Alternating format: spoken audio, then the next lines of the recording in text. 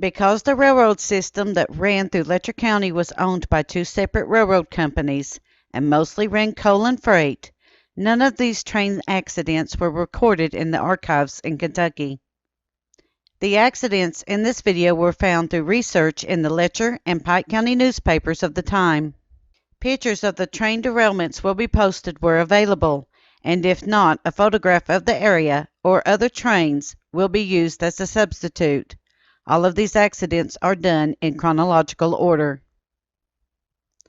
Number 1. Shelby Creek Train Derailment. On October 3, 1912, at 4 p.m., disaster struck on the Shelby Creek road crossing.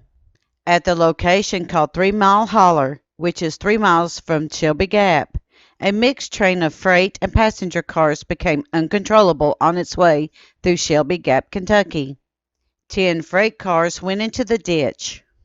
Will and Leonard Kinney, who were brakemen, as well as Howard Burpo, railroad master, were in critical condition and transported to Jenkins Hospital. They recovered from their injuries. Men were brought by train engine from Shelbyana to repair the tracks. Number 2. Shelby Creek Train Collision. Just 9 days later, on October 12, 1912, at 8:30 p.m., passenger train number 1 was stopped to take on water for the engine at the mouth of Long Fork of Shelby Creek, Kentucky. This train was hit from behind by a mixed freight and passenger train coming from Jenkins, Kentucky. 3 people were seriously injured but recovered from their injuries. 1 train passenger coach was burned, and another car was deemed too damaged to be of further service. Conductor Charles Levy oversaw the mixed train and claimed that neither train had headlights or rear markers in his testimony. There are other reports of pedestrians being killed on the tracks by oncoming trains in this area due to no lights on the trains. Number 3. Seco Train Wreck. The Seco train accident on September 20, 1917 was a horrible accident that was never fully explained. Louisville and Nashville passenger train number 1 was making a daily run.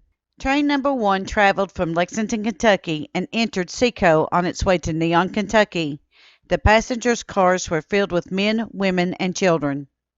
At the Neon rail yard, a coal engine, which is not numbered in the articles, had a full head of steam. The train had several cars loaded with coal from different mines. It was getting ready to run along the designated number 4 track. Before the accident, it was not a numbered train that was heading to Whitesburg, Kentucky, then onward to make delivery of coal to steel mills of Pennsylvania.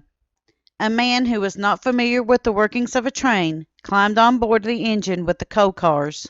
It is not clear if this man did this purposely, willingly, or if it was out of curiosity. However, he is said to be a man whose job it was to move the trains in the train yard to get them ready for deployment to their destinations. This job is called a hostler. The man in question then put the train into gear and jumped from the train once it began to roll. Other articles have the man jumping from the train once it started to gather speed. In yet another article, there is a story of an unidentified prowler that may have been the cause of the accident. There were no arrests or convictions concerning this case. John Alphin, the train fireman, and 2 passengers in the first car died instantly.